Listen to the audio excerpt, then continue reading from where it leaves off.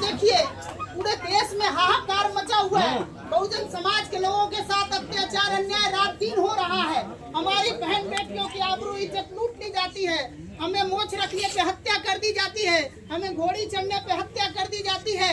हमें चलने नहीं दिया जाता है। साथियों, आप मुझे बताइए कि अगर बाबा साहब अम्बेडकर का संविधान नहीं रहता तो क्या हमें ये जो मनवादी व्यवस्था के लोग जो बाबा साहब अम्बेडकर को नहीं बर्दाश्त कर पाते, वो क्या हमें आपको बर्दाश्त कर पाते? नहीं कर पाते। साथियों, इस लड़ाई को हम बड़े ही मजबूती से लड़ेंगे और रात दिन लड़ रहे हैं। आपको मैं भरोसा दिलाना चाहता हूं इस गौडी के धरती से कि बाबा साहब की प्रतिमा तो दोबारा लग जाएगी साथियों, मगर मेरी लड़ाई बाबा साहब की प्रतिमा नहीं है। मैं आपसे बार बार कहता हूं, उन लोगों को हम लोग जब तक सजा नहीं दिला देंगे तब तक इस लड़ाई को छोड़ने वाले नहीं है। ये मनवादी विचारधारा के लोग हमारी बातों को खुल के सुन ले। मैं आपको बताना चाहता हूँ, मैं एक नहीं 1000 के बराबर हूँ और मैं तब तक लड़ूंगा जब तक बाबा साहब के सम्मान में उसको जेल नहीं भेज दूंगा। साथियों, मेरी बातों को याद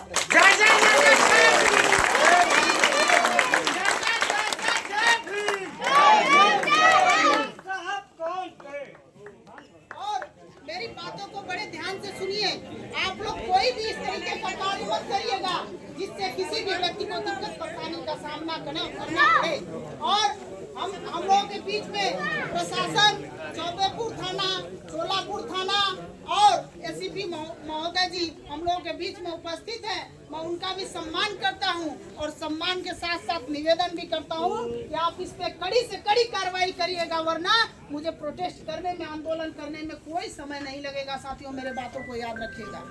ये बनारस का मामला नहीं है, उत्तर प्रदेश का मामला नहीं है, ये पूरे इंडिया की मैं बात करता हूँ। आप सोचिए, इंडिया के बाहर आप चले जाइए, इंडिया के बाहर आप चले जाइए जहाँ जाति व्यवस्था का नामो निशान नहीं है। साथियों, ये भारत